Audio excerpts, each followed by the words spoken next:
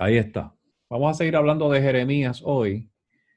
Vamos a darle share a la pantalla. Con Jeremías vamos a aprender también muchos principios de liderazgo y ministerio y de nuestra responsabilidad también como iglesia, ¿no? En el caso de Israel como pueblo.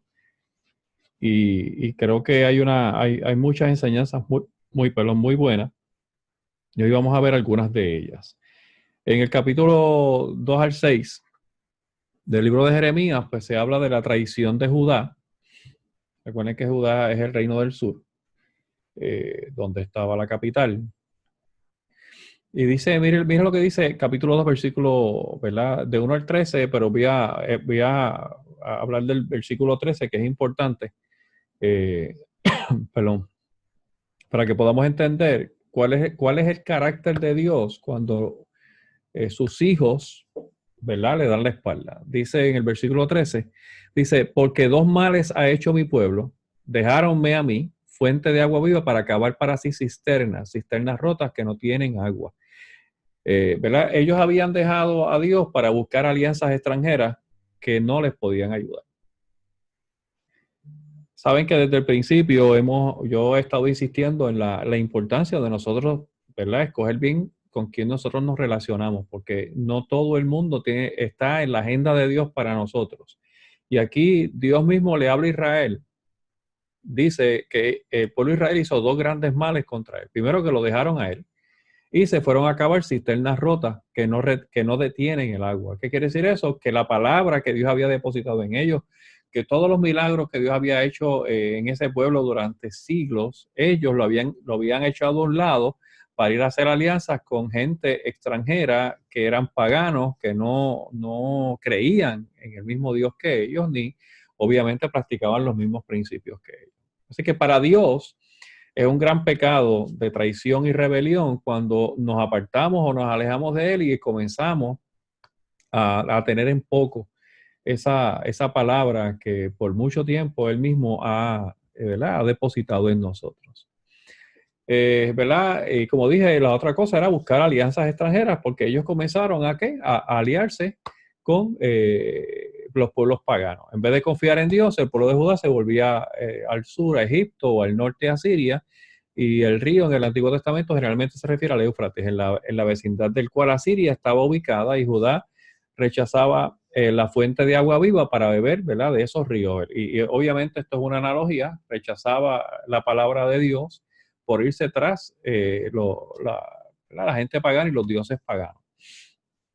Dios tiene muy en alto lo que es el principio y la práctica de la lealtad hacia Él y hacia su palabra. Cuando nosotros dejamos, ¿verdad?, de ser leales a su palabra y fieles a Él, ciertamente el favor de Dios ya no está con nosotros. Dios nos sigue amando, pero su favor no está con nosotros. Dios siempre amó a Israel, todavía hoy. Pero cada vez que Israel le ha dado la espalda a Dios, su favor no ha estado con ellos. Y pues ese es el precio a pagar. Cuando no tenemos el favor de Dios con nosotros, estamos expuestos, en aquel caso eran las naciones extranjeras paganas que tomaban a Israel como, ¿verdad?, esclavos y destruían sus ciudades.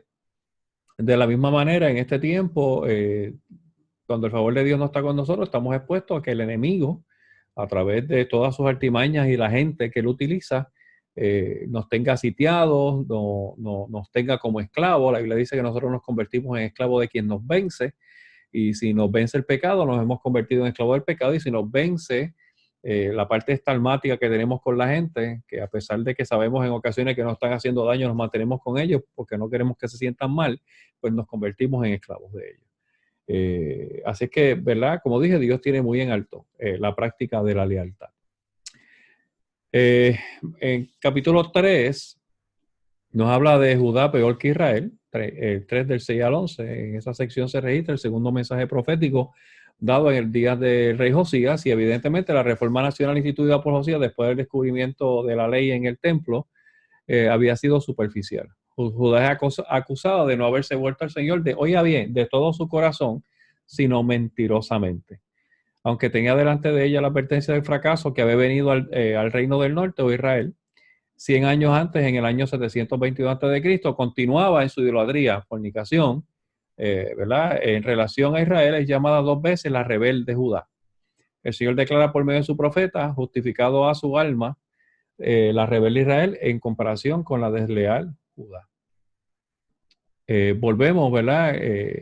Dios sabía que este pueblo se había vuelto al Señor, no de todo corazón, sino de una manera mentirosa, ¿verdad? Tratando de aparentar que estaba arrepentida, que quería el favor de Dios nuevamente, pero recuerden que Dios conoce nuestro corazón y sabe nuestras intenciones. Cuando vemos los evangelios, en más de una ocasión se dice, y Jesús, conociendo lo que cavilaban en sus corazones, lo que tenían en su corazón, lo que estaban pensando, ¿verdad? Les contestaba o decidía no contestar e irse.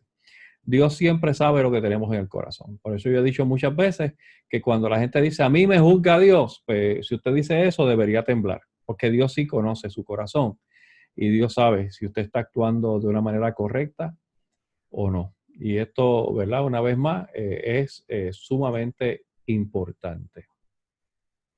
Ok, está bien, Ada, no hay problema. Estamos grabando, espero que, ¿verdad? Que la señal se pueda estabilizar. Un llamado al rebelde Israel, 3:12 y al 4:2, al profeta se le ordena ir y clamar estas palabras hacia el aquilón Israel. La invitación es dada al remanente allí, los que no han ido a la cautividad, para que vuelvan al Señor. Si reconocieran su pecado, Él sería misericordioso con ellos. La lección de esta sentencia es la confesión que trae perdón. Una vez más, Dios es un Dios de amor, ¿no? Él es amor. Y Dios siempre va a tornar su corazón hacia el perdón cuando nosotros nos arrepentimos y le confesamos a Él nuestro pecado. Si no lo hacemos, pues seguimos estando expuestos, ¿verdad? A los enemigos de Dios para que entonces tomen control de nuestra vida. Y aquí, pues, al remanente que quedaba, ¿verdad? En Judá, que no había ido a la cautividad, el profeta recibe una orden de llamarlos al arrepentimiento y de que volvieran a Dios. Recuerde que Dios va a seguir insistiendo con nosotros, a pesar de que su favor no está con nosotros y Él deja que nosotros afrontemos las consecuencias de nuestra rebeldía. Dios, ¿verdad? A través del Espíritu Santo, una y otra vez va a regresar. No es que esté tal vez continuamente ahí encima de nosotros, pero va a ir y venir en muchas ocasiones, porque Dios va a insistir hasta que nosotros, ¿verdad? Cerremos nuestro corazón completo y entonces Dios nos cauteriza la mente y nos deja por nuestra cuenta, que como muchas veces he compartido con ustedes, fue lo que le sucedió al hijo pródigo. Dios hace un llamado a arrepentimiento y una vez más el profeta se vuelve a Jerusalén y Judá y su clamor es hacer pervecho. El suelo duro e incultivable de sus corazones necesitaba ser arado con oración y rastrillado con arrepentimiento. ¿Verdad? Jesús también nos habló que el sembrador salió a sembrar y tiró la semilla. En aquel tiempo es interesante, no sé si todavía hoy se practica de la misma manera, ¿verdad? Con la tecnología, pero con el arado se abrían surcos, ¿verdad? Pero había un lugar siempre entre surco y surco que era por donde caminaba el agricultor. Y comenzaba a tirar, ¿verdad? Semillas a ambos lados. No todas las semillas caían dentro del surco y algunas caían, como dijo Jesús, en tierra fuerte, dura, seca, donde habían espinos, donde habían pedregales. Así que, ¿verdad? Aquí Dios le está hablando a Israel diciéndole que su corazón está muy duro y que necesita con oración ser arado y ¿verdad? Utilizando obviamente, ¿verdad? Esta analogía y rastrillado con arrepentimiento. Y sabemos que el rastrillo cuando lo utilizamos para recoger, ¿verdad? El pasto que hemos quitado o las plantas que hemos quitado o basura, desperdicios que hay sobre la tierra que nosotros queremos utilizar para sembrar. El látigo del norte, la olla hirviendo, está a punto de derramar su furia desde el norte en quebrantamiento grande. Sería una invasión espantosa y aquí que subirá como nube y su carro como torbellino, más ligero con sus caballos que las águilas. La única esperanza de escapar era apartándose del pecado y el castigo sobre Judá es justo. Tu camino y tus obras te hicieron esto. ¿Qué hizo Dios entonces aquí? Pues le dijo, mira, va a venir una invasión del norte que va a ser terrible, muy fuerte, muy dura, pero esto es lo que ustedes se buscan, ¿verdad? Tu camino y tus obras te hicieron esto. Nosotros, por lo regular, cuando enfrentamos un juicio de Dios o, ¿verdad? Un tiempo fuerte que Dios nos trae, no estoy hablando de pruebas, ¿verdad? Porque todos pasamos por pruebas y todos tenemos momentos de aflicción. Pero Cuando Dios nos trae algo, ¿verdad? A nuestra vida fuerte, es porque nosotros mismos lo buscamos. Recuerden a Job, ¿verdad? Que Job en un momento dado dice, todo lo que yo temía que me pasara, eso me pasó. Nosotros solemos atraer a nuestra vida muchas de las cosas por las cuales le echamos la culpa al diablo y en ocasiones le echamos la culpa a Dios, pero no son otra cosa que el reflejo, ¿no?, de las consecuencias de nuestras decisiones y nuestras acciones. Porque el favor ¿verdad? El favor y la misericordia me seguirán todos los días de mi vida, dice Salmo 23, y que nuevas son sus misericordias cada mañana. Jesús dijo, yo estaré con vosotros todos los días hasta el fin del mundo. Todas esas cosas son ciertas, pero también es cierto que cuando nosotros decidimos darle espalda a Dios, acarreamos con nosotros unas consecuencias que Dios no las va a evitar. Como único Dios las evita es si hay un verdadero arrepentimiento, pero lamentablemente muchos seres humanos deciden no arrepentirse, sino que son selectivos a la hora del arrepentimiento y de la confesión de sus pecados ante Dios. Destrucción total, versículos 19 al 31. Este pasaje contiene una de las descripciones más vívidas de la gran destrucción que se pueda encontrar en la Biblia. La expresión asolada y vacía se encuentra solo ahí en el versículo 23 y en Génesis 1:2, donde se describe el primer caos. La tierra estaba desordenada, asolada y vacía. Se habla en Génesis 1:2 y también se habla ahí en el versículo 23 del capítulo 4 de Jeremías. El efecto de este cuadro terrible en Jeremías fue una profunda agonía de corazón.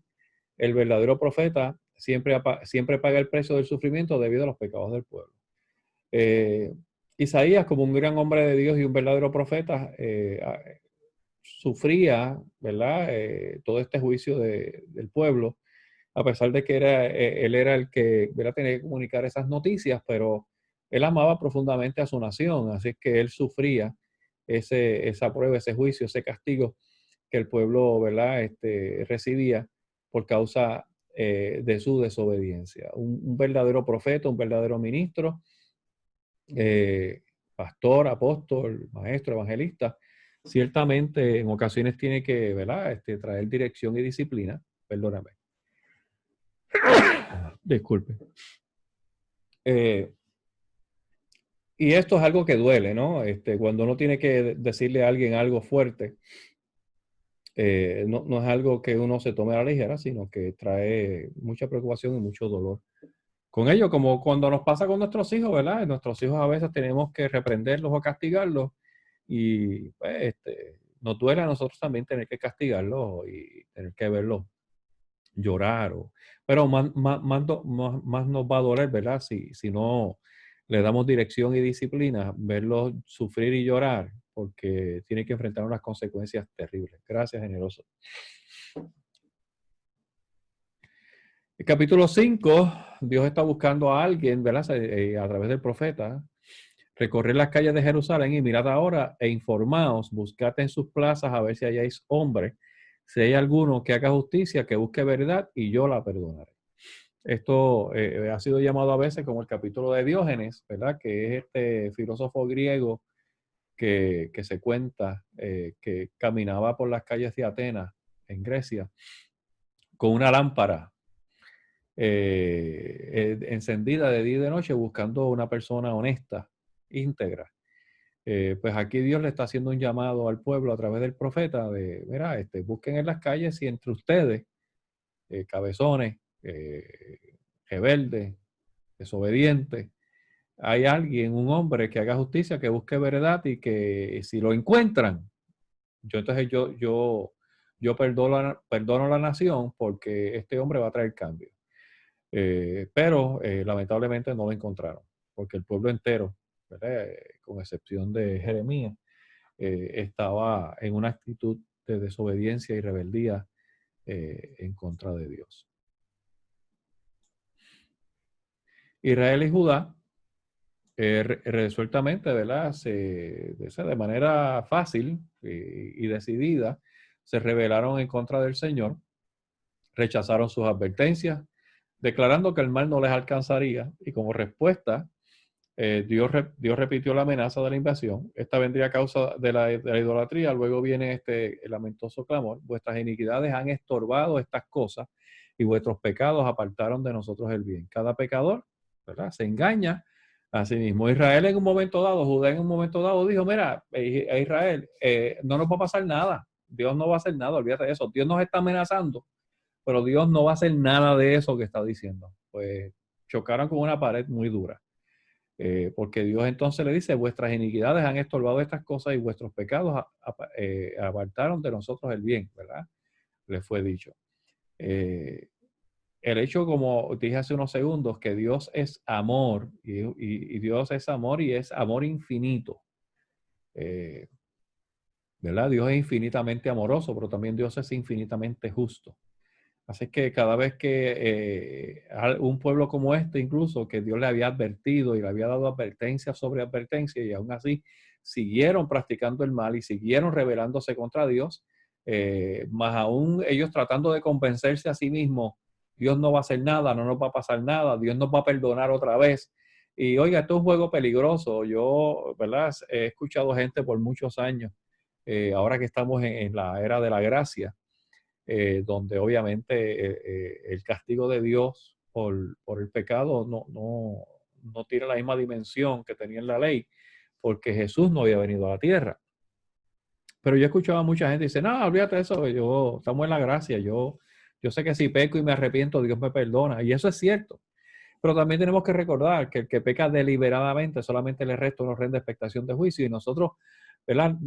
Tenemos que tener mucho cuidado en nosotros no jugar este juego de que yo peco y me arrepiento, peco y me arrepiento, peco y me arrepiento, porque Dios está ahí y Jesús está ahí y Jesús va a interceder por mí, porque va a llegar un momento en que tal vez la primera vez que usted peque, a lo mejor se arrepintió de verdad, pero cuando usted sigue pecando deliberadamente, porque piensa que volviéndose a arrepentir intencionalmente también, Dios lo va a perdonar, usted deja de tener un arrepentimiento verdadero, porque usted confiesa el pecado, pide perdón, pero ya tiene en su mente volverlo a practicar para volverse a arrepentir y para volver a pedir perdón, para volver a confesar, para volver a recibir entonces la misericordia de Dios. Dios conoce nuestro corazón, y si no hay arrepentimiento verdadero y no hay una actitud de cambio, recuerde que la palabra arrepentimiento en griego significa cambio de mentalidad. No hay que abusar de la gracia. Muy bien dicho, Alex.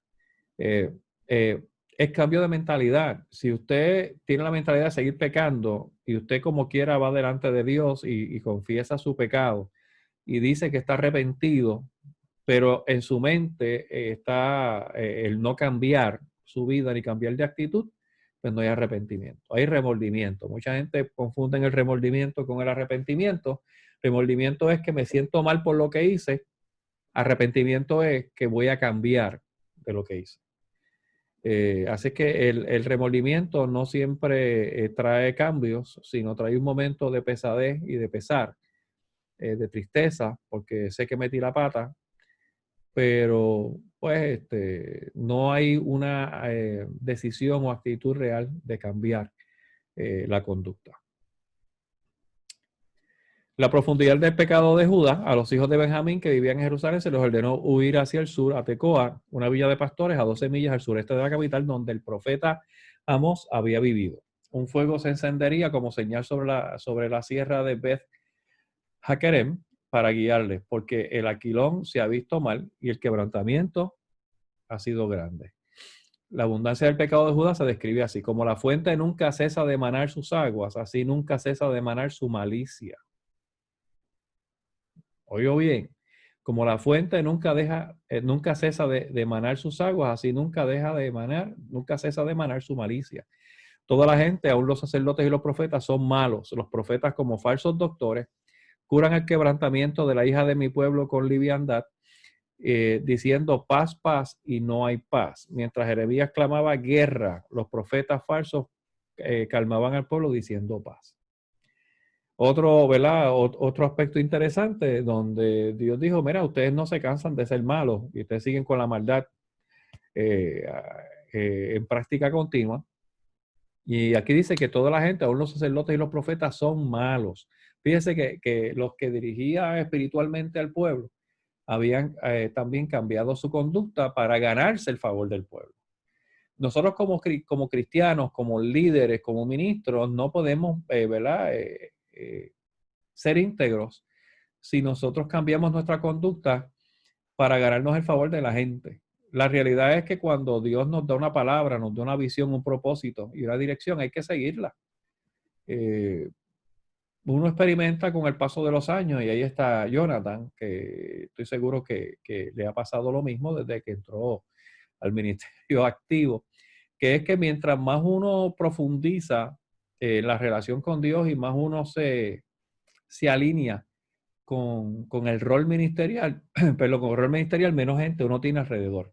Muchos amigos se van, aún gente cristiana deja de, ¿verdad? De caminar con uno, deja de acercarse a uno, pues porque cuando uno está bien enfocado en el ministerio y en hacer la voluntad de Dios, como Jesús dijo muchas veces, yo vine a hacer la voluntad del Padre, pues eso no causa simpatía ni es atrayente, no nos convierte en personas atrayentes, ¿verdad? En otro tiempo tal vez llegábamos a un sitio y todo el mundo se acercaba y hacíamos amigos con más facilidad, y reteníamos un grupo más grande de amigos, pero la realidad es que cuando uno entra en el liderazgo y en el ministerio, ese círculo se sigue cerrando hasta que llega un momento en que, mire, cada vez hay menos gente alrededor de uno.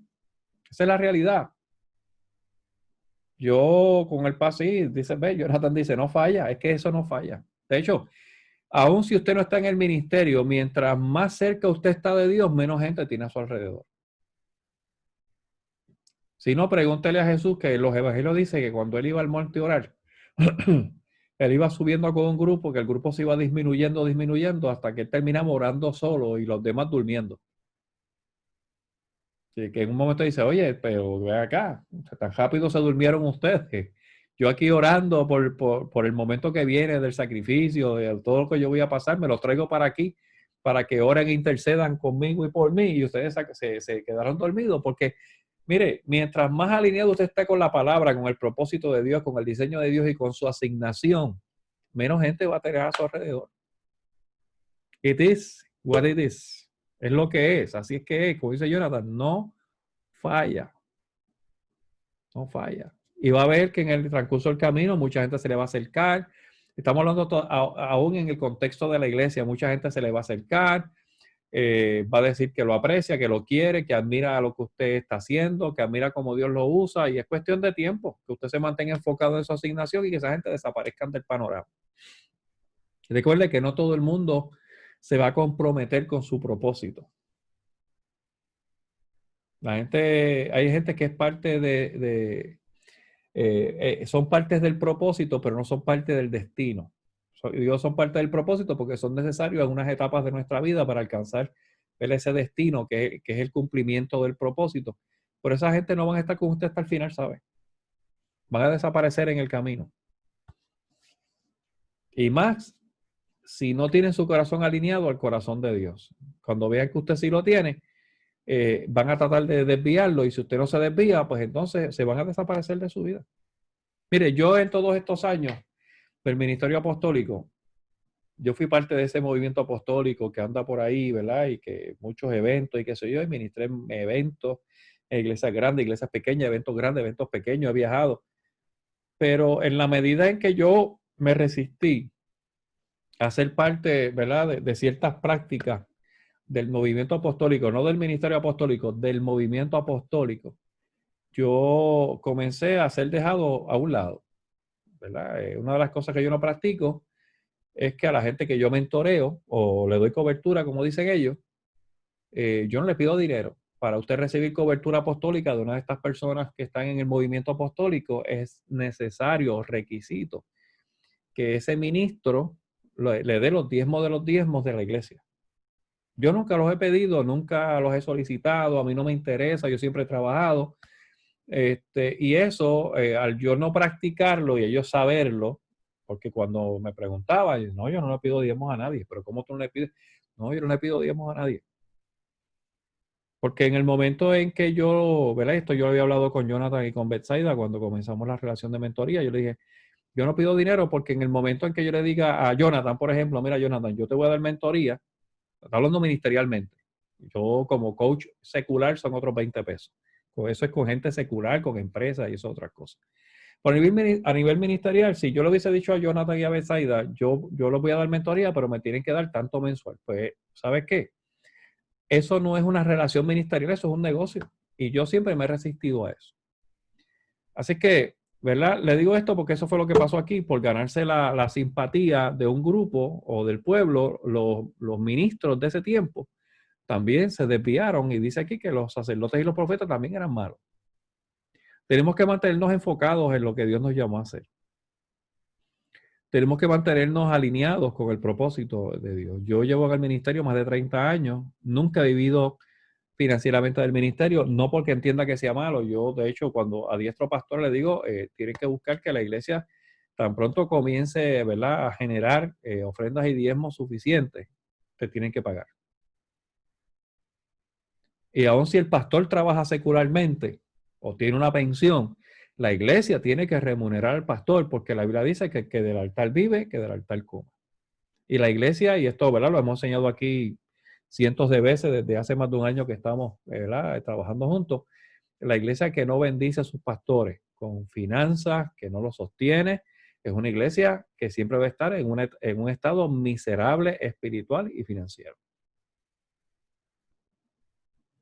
Pero los verdaderos ministros no están en el ministerio por el dinero, están por amor a Dios, por obediencia. Y de la misma manera que hay una consecuencia negativa cuando nosotros nos negamos a servir a Dios, hay una consecuencia positiva, que es que hay una bendición de Dios para nosotros. Hay una bendición de Dios. Y la iglesia tiene que bendecir a la gente que, ¿verdad?, dirige sus vidas y los lleva también al cumplimiento del propósito eterno en cada uno de ellos. Confianza falsa en el templo, capítulo 7 al 10. Y esto a mí me tocó mucho porque recordé estos tiempos del COVID, donde la iglesia estuvo, o sea, alrededor de 2 meses, un poquito más tal vez, sin poderse reunir en el templo. Y la gente estaba, ¿verdad?, desde sus casas. Y yo escuchaba a mucha gente decir, o a un grupo, que estaban deseosos de regresar al templo. Y yo, ¿verdad? Yo tengo mi perspectiva sobre eso. Y la he hablado con Betsaida más de una vez y con otros ministros. Y ya mismo hablaremos de eso tal vez. Pero fíjese esto. El primer versículo de esta sección indica que un mensaje nuevo e importante está a punto de presentarse. El profeta se le ordena dar este sermón a la puerta de la casa de Jehová. Se le informa al pueblo que lo único que le salvará de la destrucción es el arrepentimiento genuino. Mejorad vuestros caminos y vuestras obras y os haré morar en este lugar. No es demasiado tarde para evitar la cautividad. La gente de Jerusalén tenía un sentido falso de seguridad por el hecho de que el templo estaba allí, puesto que este era inviolable, la ciudad estaba a salvo, pero Jeremías le advierte que el primer altar sagrado en Silo estaba ahora en ruinas. La misma destrucción llegaría al templo. La gente de Judá iría al cautiverio como Israel había ido. Dios ordena a Jeremías no orar por ellos porque él no le oiría. Mire, varias cosas importantes aquí. Primero, que como dice aquí, había un falso sentido de seguridad porque la gente pensaba que el templo estaba ahí. Y digo esto porque fue lo que yo percibí, ¿verdad? En un momento dado con esto de la cuarentena, donde escuché ministros y a otros agentes decir que estaban deseosos por regresar al templo para adorar. Israel pensaba igual. ¿Verdad? Lo que trae realmente un acercamiento de Dios a nuestra vida es que nosotros llevamos una vida, ¿verdad?, valga la redundancia, correcta, alineados a su palabra, ¿verdad? Porque sin fe es imposible agradar a Dios, pero el problema es que durante esta cuarentena, un grupo de gente estaban deseosos por regresar a los templos, pero cuando los pastores hacían los live, la mayoría de la gente no se conectaba ni a los live estando en su casa. Yo vi iglesias de 100 miembros, 150 miembros haciendo los live el domingo con 13 o 14 personas conectadas. Así que esto, ¿verdad?, nos debe hablar muy seriamente a nosotros como creyentes para que nosotros nos analicemos. Durante la cuarentena mucha gente dejó de ofrendar, mucha gente dejó de diezmar. Yo lo digo, ¿verdad?, porque lo digo a modo de enseñanza. Yo, aunque de la cuarentena hacia acá no no he generado, ¿verdad?, mucho dinero a través de lo que hago. A mí solamente me quedan dos grupos, que son ustedes y un grupo que va después de ustedes hoy, de Consejería Pastoral Clínica, que es de 5 personas. No he generado mucho dinero, pero ¿sabe qué? De la pensión que recibo y de todo lo que he recibido, nunca he fallado en el diezmo. Yo lo enviaba por ATH móvil cuando estuvimos fuera del templo, enviaba la ofrenda por ATH móvil y seguí ahí, usted sabe, en esa práctica. Nunca he cesado esa práctica en mi vida y en mi familia desde hace alrededor de 34 años. Nos hemos mantenido practicando lo mismo. Y hemos visto entonces, ¿verdad?, la bendición de Dios. No sé si alguien aquí tuvo que solicitar el desempleo. Yo sí lo solicité. Lo solicité en mayo y en junio me llegó el retroactivo. En 30 días yo recibí el desempleo en retroactivo y he seguido recibiendo el desempleo por el famoso PUA. Pues yo soy empleado por cuenta propia, que me quedan 2 cheques más por recibir. Pero eso es lo que Dios ha hecho. Ahora, durante esta pandemia que no estábamos congregándonos, yo no me perdí un solo culto el domingo y seguí haciendo todo lo que yo hacía cuando estaba allí presente. Ahora estamos presentes de nuevo, regresamos y estamos ahí. Este mes estoy yo de pastor interino, juegue por mi alma.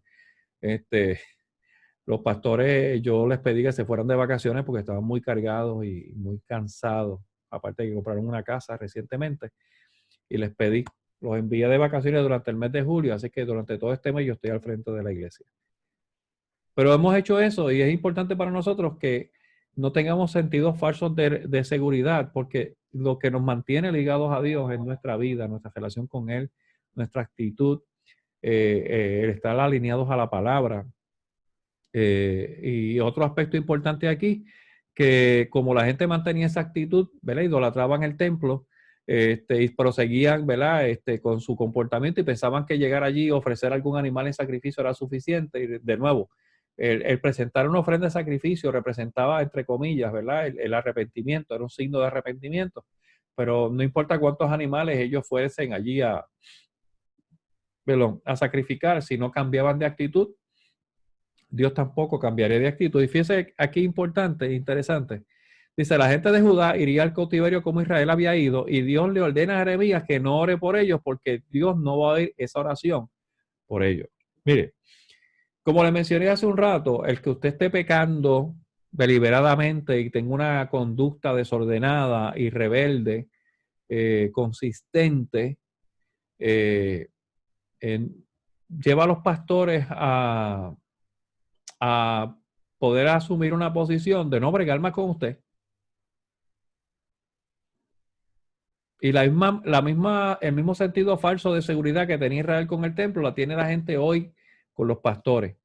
Creen que pueden hacer lo que les da la gana, y que los pastores, pues, una y otra vez van a ir, ay, ven acá, me rebelé, me quedé en casa, me aparté, pequé, me levanté, murmuré, y el pastor regresa, ay, pero ven acá, pues, ¿sabe qué? Aquí Dios le dice al profeta, no ores por esta gente ahora, porque yo no voy a escuchar esa oración. Yo voy a hacer lo que voy a hacer. Porque ese es el verdadero corazón de Dios. Y es el que nosotros debemos asumir. Yo voy a estar mañana hablando sobre los hábitos de Jesús para el éxito en un live por la noche. Así que después que la pastora tenga o Jonathan tengan su intervención, si usted quiere conectarse, pues se puede conectar. Pero el corazón de Dios es ese, o sea, Dios va a dejar de bregar con nosotros como Jesús en más de una ocasión. Fue intencional con lo que hacía, no le predicó salvación a los fariseos, porque Jesús sabía que ellos no lo iban a escuchar ni iban a aceptar la salvación, así que Jesús no perdió el tiempo trabajando con ellos. Y en más de una ocasión, desde gente que lo quería seguir, pero no estaba dispuesto a alinearse, él los dejó atrás. Y como también le dijo a Pedro, apártate de mí, Satanás, porque me eres ocasión de caer. O sea, como también le dijo, Señor, esta palabra es dura, ¿quién la resiste? La gente se está yendo. Y yo, bueno, si quieren ustedes también, váyanse. Porque esa es la verdadera actitud de Dios y la verdadera actitud de un ministro que entiende el corazón de Dios. No es que andemos por ahí diciendo a la gente, vete, que te lleve el diablo, etcétera. Pero la realidad es que nosotros no tenemos uno. Oiga bien lo que le voy a decir, aquí está Jonathan. Oiga bien, ustedes que son líderes y miembros de la iglesia. Nosotros no tenemos, ningún ministro tiene la obligación, oiga, no tiene la obligación, bíblicamente hablando no la tiene, de tener que estar bregando con gente rebelde, desobediente y que pecan continuamente a sabiendas de las consecuencias. Los pastores no tienen por qué bregar con usted, no tienen por qué seguir perdiendo el tiempo porque usted está haciendo que los pastores pierdan el tiempo. De mi parte, yo amo a todo el mundo y usted sabe, yo me disfruto a la gente.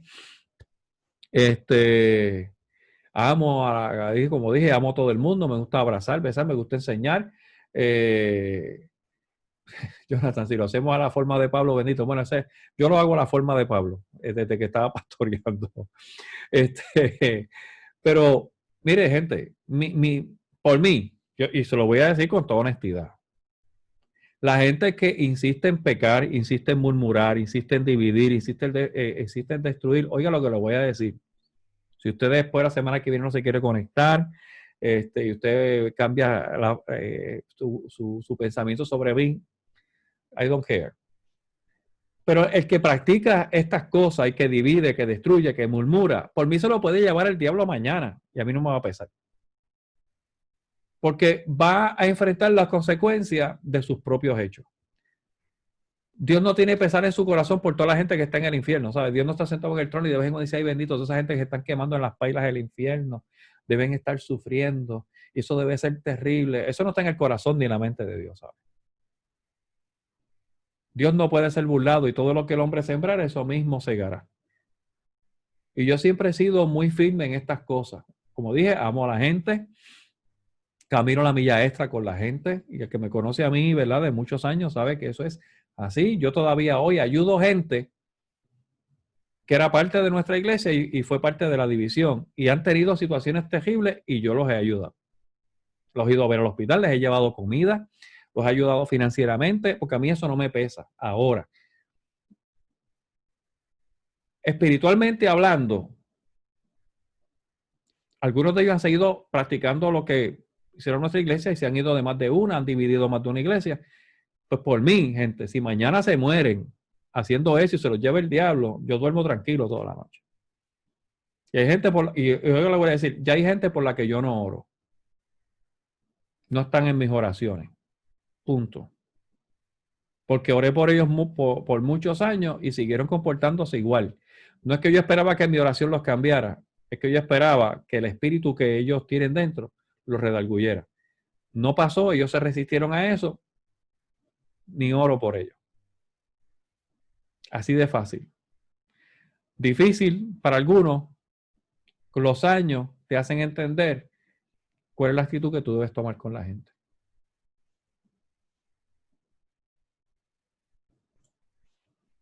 Y esa es la actitud que Jesús tomó y es la actitud que ¿verdad? El Padre toma hacia nosotros cuando nosotros decidimos darle la espalda intencionalmente y mantenemos un corazón duro y rebelde. Le dijo el profeta, no ores por esta gente porque yo no voy a oír tu oración. Dios no va a oír la oración de alguien por otra persona que es rebelde, consciente, que es un pecador intencional y que no hay en él un corazón de arrepentimiento. Dios no va a escuchar la oración. Usted quiere seguirse gastando, usted quiere seguir pelándose las rodillas por alguien que decidió vivir a espaldas de Dios y desafiar la palabra de Dios continuo y consistentemente, pues ese es su asunto. Capítulo 7 al 10 seguimos, dice, la gente en los días de Jeremías era en un sentido muy peculiar la nación de su ira. Eran ellos quienes serían echados de su tierra, pero su castigo iba de acuerdo a su maldad. Habían levantado ídolos en la misma casa de Dios. Habían descendido a la profundidad de la idolatría, ofreciendo sus propios niños en el fuego de Moloc. El valle de Hinnom, al sur de Jerusalén, donde esto sucedía, vendría a ser el valle de la matanza. Su santuario se convertiría en su cementerio. Oiga esto, ellos, ¿verdad? Habían levantado ídolos en la misma casa de Dios, en el templo. Ahora yo pregunto, nos quedan 15 minutos. Hoy, Hay gente que ha levantado ídolos en la iglesia.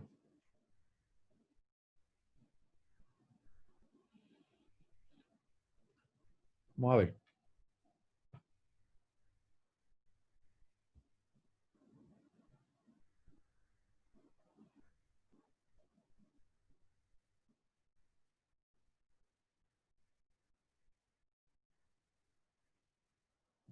Hola. Ajá, Ada.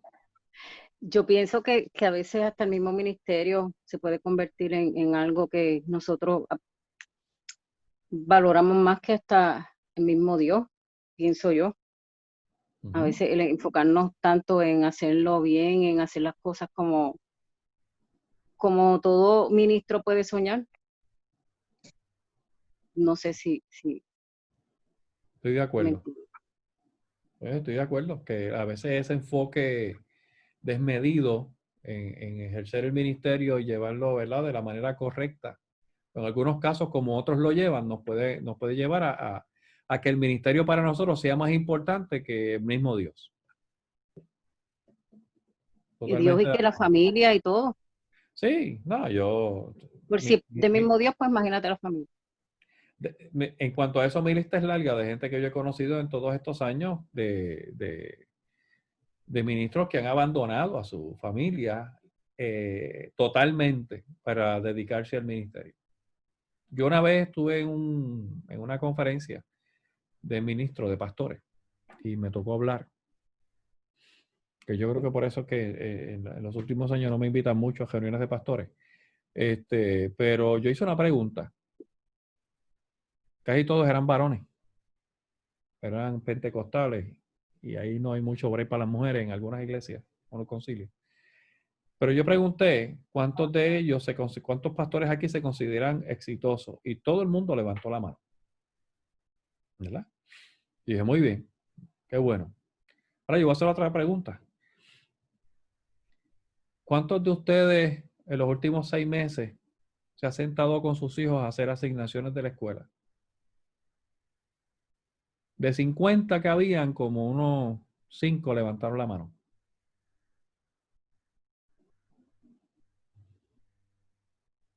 Yo dije, pues entonces aquí estamos de frente a un montón de ministros fracasados, porque para usted el ministerio es más importante que su labor, porque en la Biblia dice que quien es responsable de enseñar a los hijos son los padres, no las madres. Y le dije, ustedes son un montón de ministros fracasados, porque ustedes han abandonado a su familia para atender el ministerio. Le dije más, todos ustedes son unos adúlteros. Entonces usted sabe que todo el mundo me miró mal y empezaron la... Le voy a decir por qué son adúlteros. Porque la iglesia es la esposa de Cristo. Y usted ama más la esposa de Cristo que la suya. Y eso se llama adulterio. Hay ídolos dentro de la iglesia. El ministerio, la familia. Hay gente que no cumple con su responsabilidad porque siempre tiene a la familia como una excusa. Yo he escuchado por muchos años la familia es primero. He escuchado a ministros decir la familia va primero que la iglesia. Y si bien es cierto que la familia es primordial, que es nuestro principal ministerio y nuestra principal responsabilidad espiritual, no podemos utilizar la familia como una excusa para no cumplir con nuestra responsabilidad con la iglesia, porque también somos parte de un cuerpo.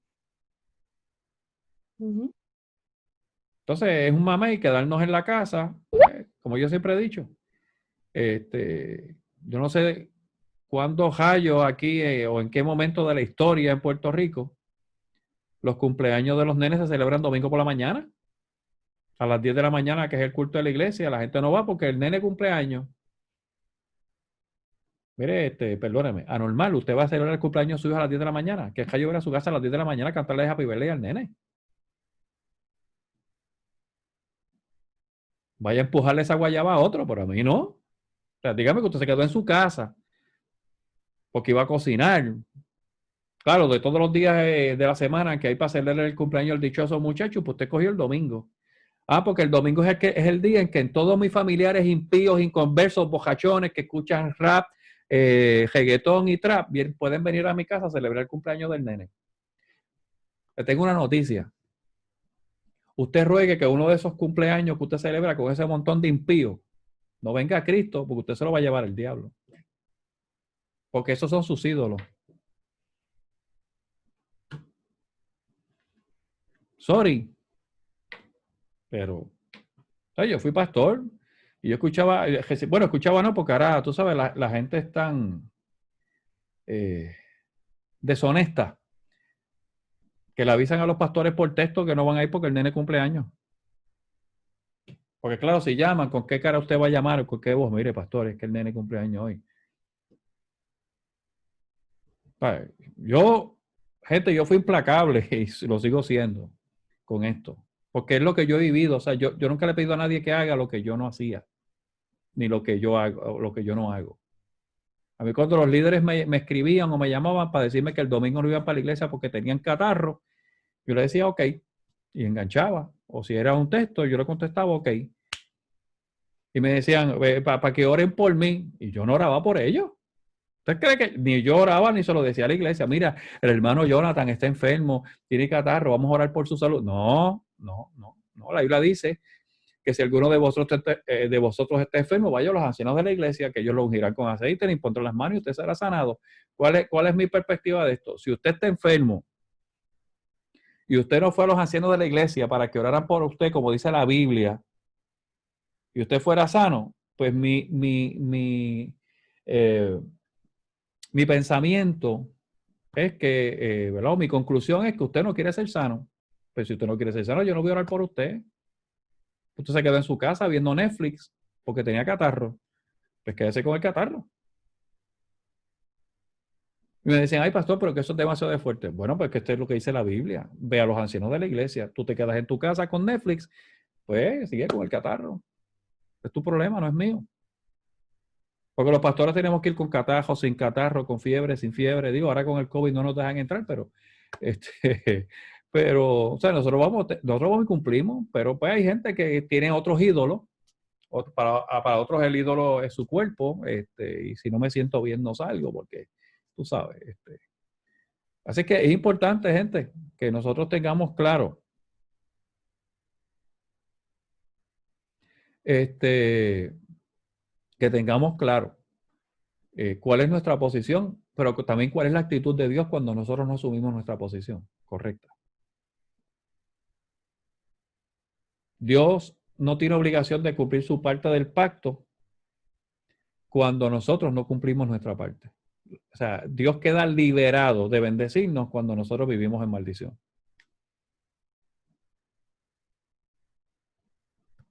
Los ídolos hay que echarlos a un lado. Si usted es ujier, adorador, danzor, maestro de niños, usted tiene un compromiso, cúmplalo.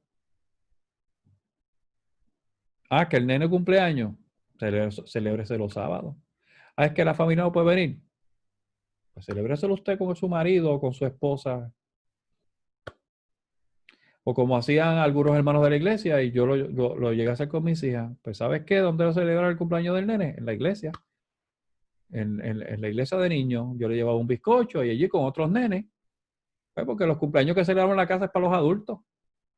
Le hacemos comida a los adultos, le ponemos la música que le gusta a los adultos y compartimos con los adultos. Y el pobre nene allí, ¿verdad? Cogiendo de un lado para otro, que ni le importa lo que está haciendo, porque realmente el cumpleaños es para los adultos, porque pues, el ídolo es la familia.